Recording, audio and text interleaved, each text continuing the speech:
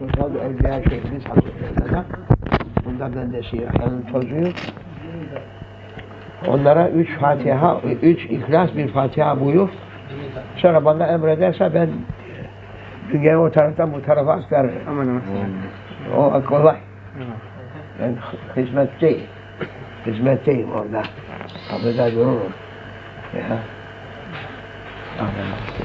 Şimdi Euzubillahimineşşeytanirracim. Ya Rabbi ya Allah. İnsanın nefsi şeytanın dişisidir. Buluştu mu şer doğuyor. Kadın erkek buluştuğu vakit çocuk geliyor gibi şeytan nefisle buluştu mu illa bir şer doğar. Nefs ile şeytanın izdivacından şer doğar. Nefsine sahip olamayan kimse şeytana yataklık yapar. Şeytana binek olur. Şerrin içerisine düşer, şerrin içine batar, üzerine şer yağar. Allah'a sığınırım. İnsan kötülük yapmak için gelmemiştir.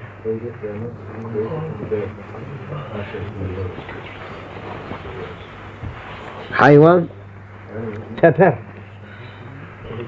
mazurdur. Hayvan ısırır, mazurdur. Yani özrü var. Özrü nedir? Sana de ki benim hayvan olduğumu sen bilirsin. Beni ne için sen dürtekledin? Seni tepmeme, seni ısırmama sebep oldum. Kabahat senindir. Bende akıl yok, sende akıl var. Hayvan ile insanın muhakemesi var. Kıyamet gününde. Onun için hayvan bir kimseyi tepip öldürse hayvanı mahkemeye çekip muhakeme edip idam etmezler. Yok. Hayvan vurdu derler. Ya. Doğru. Nihayet öyle olmuş çok. Kanun tutmaz. Kanun insanlar için. Hayvanlar için kanun var mı? Hayvanları güden insanlar için kanun var da hayvanlar ziyan işlese çobanı çekerler mahkemeye. Hayvanlarla bir şey yok. Onun için insan iyilik yapmak için yaratılmıştır. Kötülük yaptığı takdirde insanlıktan çıkıyor demektir. Bir zaman birisinde bir çocuğu haşa bir kelp ısırmış. Gece inlemeye başlamış o çocuk. Kelbin ısırmasından. Oğlum demiş, neye sen inlersin?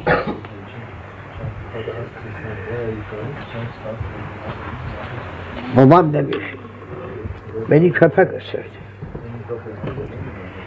Onu sen ne ısırmadın oğlum demiş. Onu. Babası oğluna söylüyor. Oğluna soruyor, ne için sen ağlıyorsun, ilgileniyorsun? Beni köpek ısırdı demiş. Babası cevap vermiş. Peki sen onu neye ısırmadın demiş. Ey babam ben köpek değilim demiş. Yetişir der. İbret alacak adam olsa yetişir. Bu Şeyh Sadi Şirazi Hazretleri'nin hikmetli hikayelerindendir, bizim değil. Mal kiminse ona söylemek, onun hakkını vermek lazımdır. Arkasıyla. Ya bizim değil o. O hikmetli söz efendim insanlara insanlığı talim için bu kadar meşayih, bu kadar bin evliyalar gelmiştir, ulemalar gelmiştir.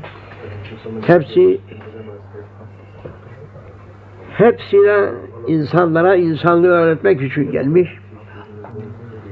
Lakin bizim zamanımızda bilhassa insanlara insanlığı değil de yırtıcı canavarlığı öğretmeye her şey o yola dökülmüştür. Nereye bakarsanız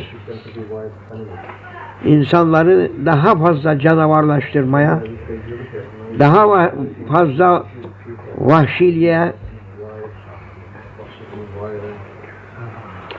sevk eden her şey bu insanlar onun arkasına düşmüş. Kötülüğü öğreniyorlar, iyiliği öğrenmiyorlar. Babam demiş ben köpek değilim. Ya. Köpek ısırdı da alıyorum dediğinde babası demiş ne sen de ısırmadın onu. Ben köpek değilim demiş.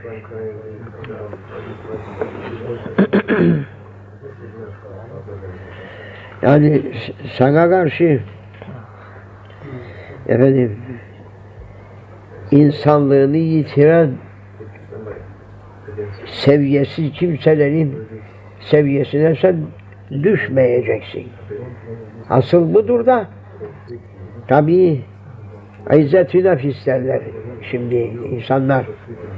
Efendim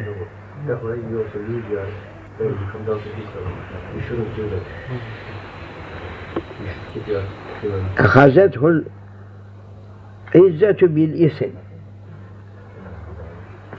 İnsanın nefsinin boş gururu onu günah işlemeye çekti diyor. Cenab-ı Hak bildiriyor.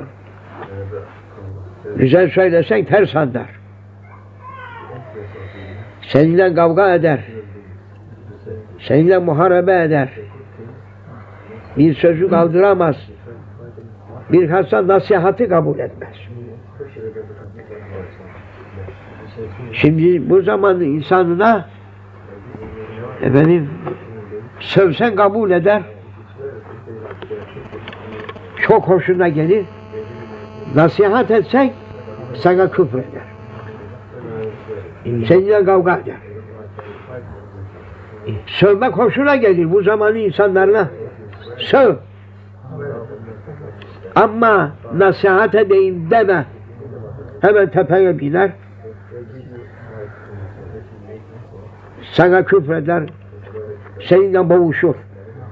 Der ki benim nasihata ihtiyacım mı var der. Nasihata ihtiyacın yok. Ama belli nasihata ihtiyacı olmadığı çok belli. Deveye demişler nereden geliyorsun? Hamamdan geliyorum demiş. Hakikaten demişler. Dabanındaki çamurdan belli. Senin hamamdan geldiği. Hamamdan gelen çamurun içine batıp mı gelir? Bacakları, ayakları fakırın. İşte onun gibi nasihata ihtiyacım yoktur diyen adam şöyle halinden bellidir. Tamamdır.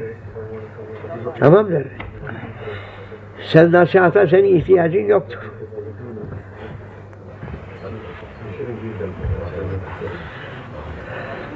Mandalar manda biliyor musun? Ha? Kayseri'de çok. Her sabah şeyden çıkarlar, orada göl, çirkef deryası bir şey bulurlarsa içerisine girer yüzerler. Her gün banyo eder onlar. Camus. Onlar suyu çok sever. Banyo etmeden olamaz. Her gün böyle katarla giderler, girerler o çirkef suyun içerisine ve başları yüzerler, çıkarlar, üstleri başları hep Çirkefin nereden geliyoruz? Banyodan geliyoruz diyor. Ne banyo? La havle. Duşumuz eksiktir diyor. İleriye dönük belki milenyumda insanoğlu bize duş da yapar oraya. Ümit ediyoruz diyorlar. Camızlar.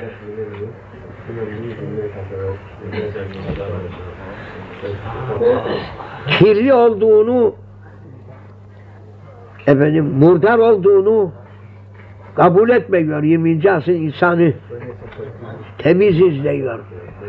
Onun için nasihat et beni kabul etmez. Bırak seni. Peygamber gelirse sana ne lazım bize? Bize peygamber lazım değildir derler. Ebu Cehil tohumudurlar. Ebu Cehil bildin mi? Ebu Cehil tohumu. Peygamber zamanında Aleyhisselam arpa var mıydı? Efendim? Tiken. Bugün de arpa ve tiken mevcut.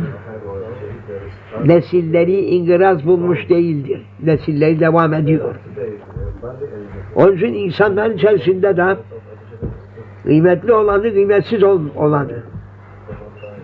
Buğday cinsi, arpa cinsi olanla beraber tiken cinsi de vardır ki o tohum da devam ediyor şimdi. Ebu Cehiller bitmedi. Efendimiz Aleyhisselatü Vesselam zamanında bir Ebu Cehil ileri gelenleriydi o. Ondan sonra onun tohumu devam etti.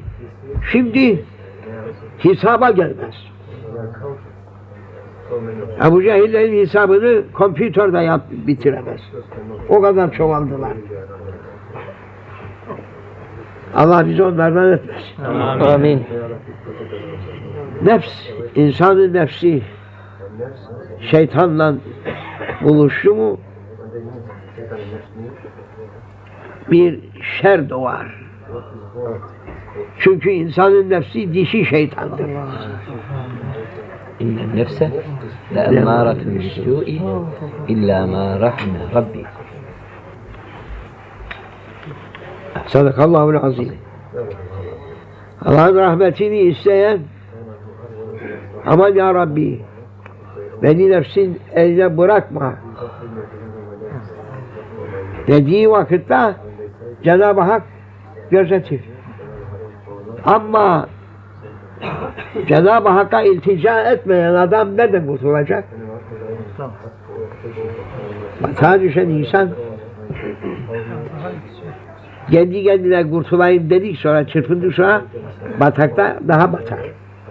Onun için dışarıdan bir elini uzatacak, bir değnek uzatacak, bir ip atacak, bir tekerlek atacak, bir çiçeğe bakar onlar. O olmasa katiyen kendi uğraşmasıyla o vatan içinden çıkamaz. Her uğraşmada, her zıplayıp düşmede biraz daha batar içerisine. Hafızan Allah. Onun için nefsin eline Allah bizi düşürmesin diye Efendimiz münacatta bulundu. Amin. Bir lahzan içerisinde imansız yapar insanı. Nefis.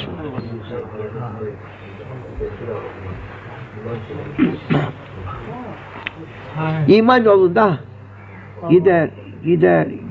gider. Sonra sümme amenu sümme kefer. İmanda giderken yolunu değiştirir, küfre döner diyor Cenab-ı Allah. Sümme amenu sümme keferu. Sümme amenu sümme keferu ve zâdû küfre. Yani doğru yürümeye bırakmıyor. Nefis. Hemen fırsatını buldu, kaçar şeytanın arkasına gider. Şeytanın arkasına gitti mi, ecel gelirse, şeytanın arkasına giderken bir adama ecel tutsa, kafir gider. Şey yok. Sonra Cenab-ı Allah, ruhu nasıl buldun? Ruhunu kabz ederken, Bana doğru muydu? Yoksa benden yüzünü çevirmiş miydi? Mevla soracak. Her şey bilir ama soruyor. İşitsin kul da.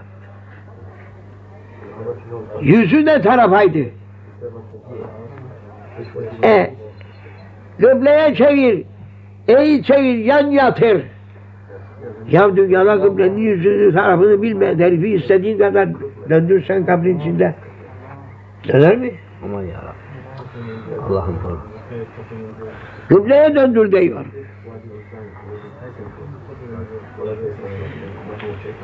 Bir zatın birisi zat manası Allah erlerinden bir kimse. Allah'a teslim olmuş, şeytana katiyen teslim olmamış adam. Müridi onu yatırırken böyle doğrultmaya uğraşıyormuş. O gözünü açmış, oğlum demiş. Benim yüzümü döndüren döndürmüştür.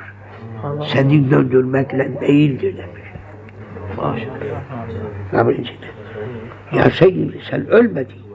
Nasıl? Allahu Ekber. Vazifeni yap. Allahu Ekber. Yunus öldü de ya selam verirler. Ölen insan değilmiş, hayvan imiş. Demez mi Yunus? Amin. Yunus öldü diye selam verirler. Ölen hayvan imiş, insan değilmiş. Ela inne evliyallahi la havf. Elahum yahzedun. Ölen hakikaten insan olan ölmesi yok işte o zat ona müridine söylemiş ki bizim yüzümüzü döndürmüştür. Yani senin benim kefenimi böyle doğrultup da o tarafa döndürmeye. Senin döndürmen kâr etmez. O döndürmedikten sonra mezarcının seni mezarda kıbleye karşı döndürmekte kâr yok. O döndürdüyse o da ne zaman döndürür? Dünyada sen ona da doğruysan kıblen ne kıbleye baktır diyor. Gönül Kâbesi'nde nereye bakıyordun sen? Oraya. Korkma.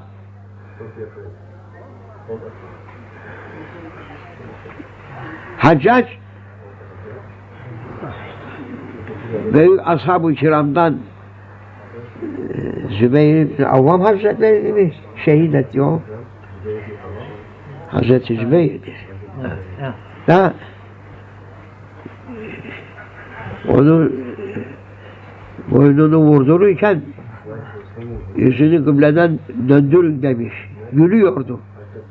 Neye gülüyorsun demiş. Bu derecede Allah-u Zülcelal'in seni benim üzerime musallat ettiği ilahi takdire razı olup güldüm demiş.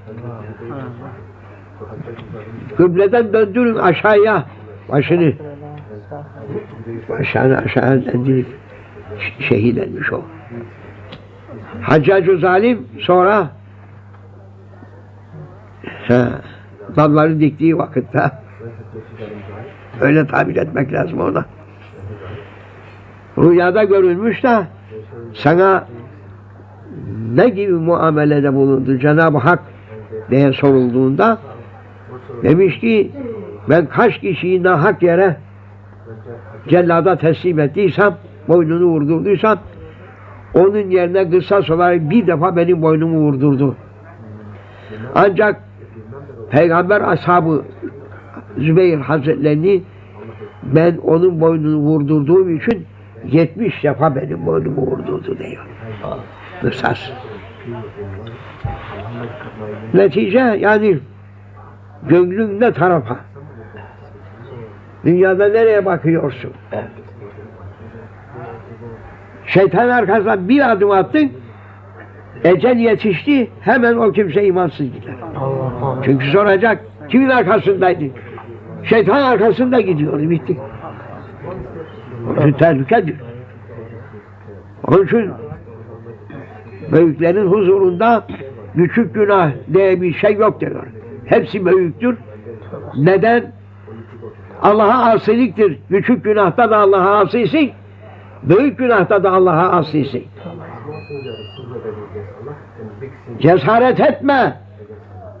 Bile bile Allah'a asi olma. İsyan etme. Bile bile günah işleme. Bile bile Allah'a karşı gelme.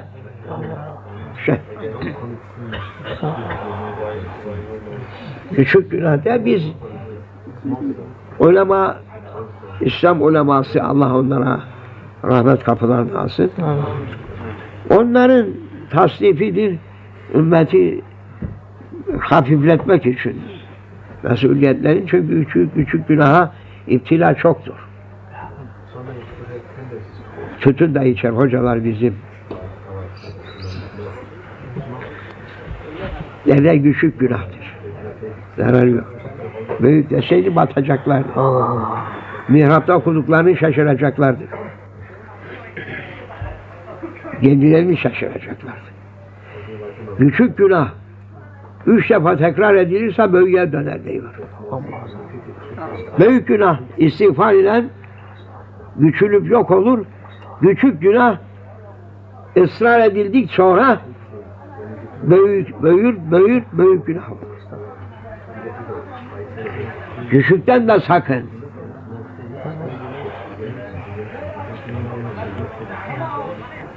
Meşhur bir zat küçük yaşındayken ağlıyormuş. Sormuşlar, neye ağlarsın? Allah beni cehenneme atar diye korkumdan ağlıyor. Oğlum, sen daha yavrusun, küçüksün. Seni Allah yakmaz. O da demiş ki, ben anamı görüyorum. Büyük odunları yakarken altına küçük ince dalları koyup onları yakar, ondan sonra yakar. Uyanıklığına bak sen. Uyanıklı evliya. Allah bize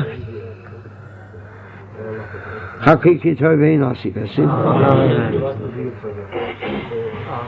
Zor günlerdeyiz ama ümit var. Bizim aldığımız dereceyi geçmiş ümmet almamıştır. Geçmiş zamanda küfre karşı hükümetler seferber idi. Küfre göz açtırmazlardı. Onun için İslam'ı tutanlar rahatlıkla namazını kılar, orucunu tutar, Kur'an-ı Kerim'i okur, okutur, medresesi var, camisi var, dergahı var, tekkesi var, tarikatı var, şeriatı var. Kimse dil uzatamaz, uzatan dilini keserler, kafasını da keserlerdi. Onun için o zamanın insanları Müslümanlıklarını rahat tutarlardı. İslam'ı yaşarlardı, İslam'ın istediği gibi. Teşvik de vardı, himaye, muhafaza da vardı. Yani bugünümüzde biz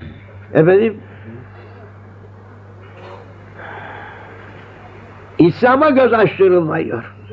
Orada küfre göz açtırmaz hükümet. Şimdi aksine döndü iş. İslam'a göz açtırmıyor hükümet. Ama doğru İslam ismini kullanmıyor. Yani İslam'ın heybetine bak sen. Hiçbir şeyimiz yok. Hiçbir şeyimiz yok. Lakin Allah'ın azametinin, kudretinin nişanından İslam diyemiyor. İslam'a karşı diyemiyor. Uydurma kelime koyuyor oraya.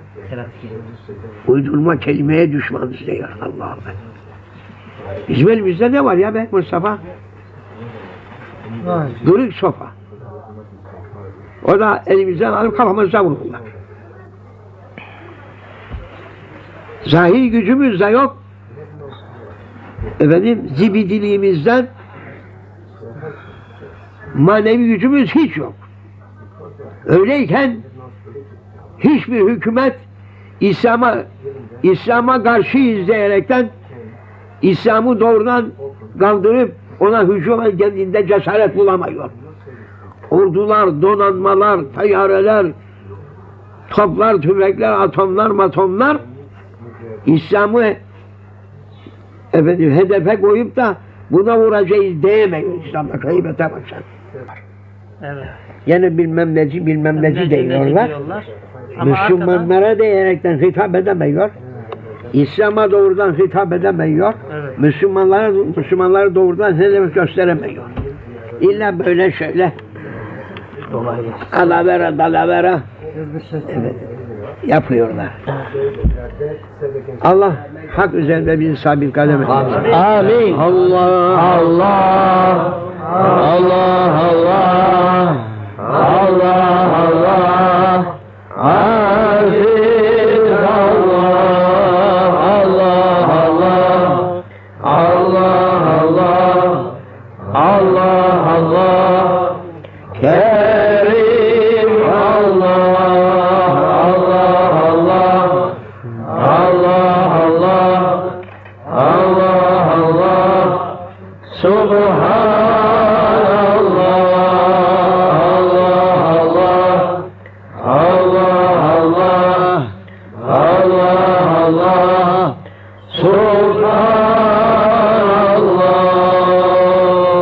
İlahi saltanatını ya Rabbi izhar eyle yeryüzünde. Amin. Şeytanın saltanatı yıkılsın ya Rabbi. Amin. İzin ver ya Allah. Amin. Bi hürmetil Habib, hürmetil Fatiha. Allah.